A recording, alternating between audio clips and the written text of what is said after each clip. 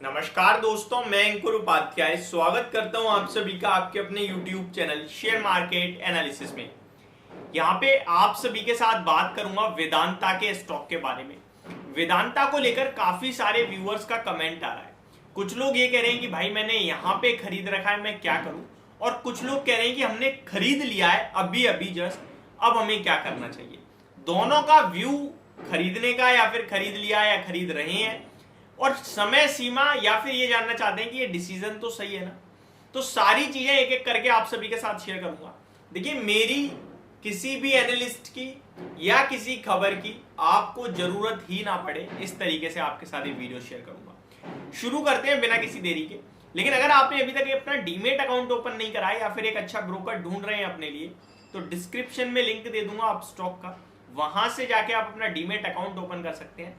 Life time AMC free है, account opening बिल्कुल free है। Brokerage charges and all charges आपको क्लियरली दिखते हैं स्क्रीन पे, कोई छुपके से कॉन्ट्रैक्ट नोट नहीं आता है आपके पास। एंड मोस्ट इंपॉर्टेंट थिंग, जब आप कहीं भी पैसा लगा रहे हैं उसमें डीमेट अकाउंट में रख रहे हैं, तो एक भरोसेमंद डीमेट अकाउंट होना जरूरी है। यहाँ पे रतन टाटा जी का नाम जुड़ा हुआ है, जो कि भरोसे के लिए अपने आप में काफी है। अब मैं अगर वेदांता की बात करूं तो शुरू से समझाता हूं कि चल क्या रहा है। अगर सिंपल सी बात की जाए तो वेदांता की एक पेरेंट कंपनी है वेदांता रिसोर्सेज, जो कि अमेरिका में लिस्टेड है, जिसके ऊपर कर्ज है और उस कर्ज को चुकाने की मैच्योरिटी आ रही है, जिसको पे करने के लिए वेदांता कभी खुद शेयर्स में बिकवाली करता है, तो कभी फंड रेस करने की बोर्ड मीटिंग कर रहा है।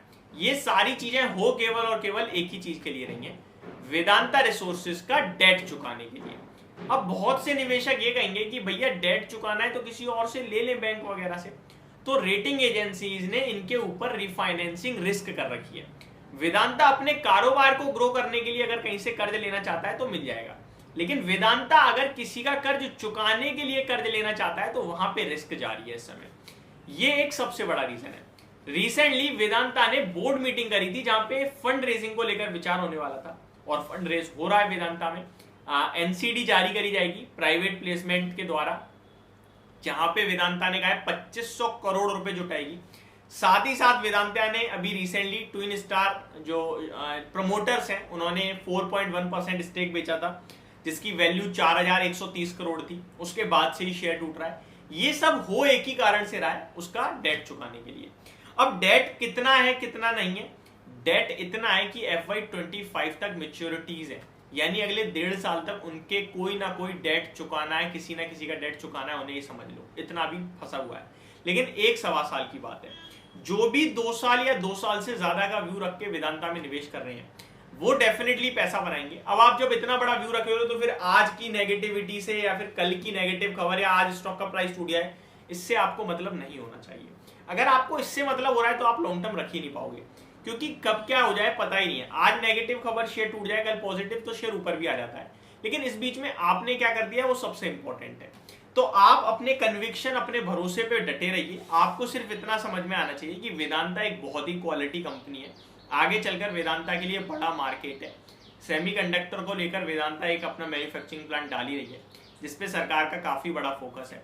अभी बेशक वो थीम छुप गई है, लेकिन आने वाले समय में वो उठेगी दोबारा से, मैं आपको बता रहा हूँ। डेट की प्रॉब्लम टेम्पररी है, 1 साल 1.5 साल खत्म हो जाएगी, लेकिन वापस वेदांता फॉर्म में आएगा। डिविडेंड यील्ड के द्वारा ही आपको अच्छा मुनाफा दे देगा। अभी तो नहीं देगा, लेकिन आने वाले समय में जरूर देगा, क्योंकि अभी तो डेट चुकाना है ना वेदांता को। और ये जो प्राइस आ गया है, ये अपने आप में बहुत ही अट्रैक्टिव और बहुत ही प्यारा प्राइस है, 225 रुपए का। मैंने आप सभी के साथ स्ट्रेटेजी भी शेयर की हुई है। स्ट्रेटेजी की बात की जाए तो 233 पे आपने 20% ऑलरेडी लगा दिया है। सेकंड इंस्टॉलमेंट 220 पे लगाना है, मैं ऑलरेडी डिस्कस कर चुका हूं, तो वहां पे जरूर डालें। तीसरा 210 के करीब डालें, और ये आपका रेशो होना चाहिए 20% 20% 20% का। चौथा इंस्टॉलमेंट हम सोच समझ कर देखने के बाद डालेंगे कि 210 से 220 के बीच में जो सपोर्ट है उस पर सपोर्ट ले रहा है शेयर, कंसोलिडेट कर रहा है, क्या कर रहा है क्या नहीं कर रहा, रिव्यू करेंगे तब देखेंगे। और लास्ट का जो होगा या फिर लास्ट 2 जो है वो देखने के बाद ही लगाएंगे। और लास्ट वाला तो मैं हमेशा रिकवरी पे लगाता हूँ। तो आपको सिंपल एक लगा चुके हो, दूसरा लगा देना है 220 के करीब, 224 पे 2% के ऊपर है, चाहो तो यहाँ, या फिर आप 2-4 रुपए का वेट कर लो, वहां लगाना। तीसरा इंस्टॉलमेंट 220 से गिर के 210 पे आ जाए इनकेस, तो जरूर डालना है। चौथे के लिए वेट करना है, और 5वां रिवर्सल पे ही डालेंगे, जब भी स्टॉक का प्राइस घूमेगा तब, उससे पहले नहीं डालेंगे। वेदांता का शेयर यहाँ से बेचना नहीं है, ये क्लियर कट इंडिकेशन दे रहा हूं मैं आपको। और जिनके पास भी है वो निश्चिंत बने रहे। बस अपना समय बढ़ा देना। अगर समय छोटा रखा तो फिर मैं या आप या कोई कुछ नहीं कर सकता, वहां पे लॉस बुक करना ही पड़ेगा।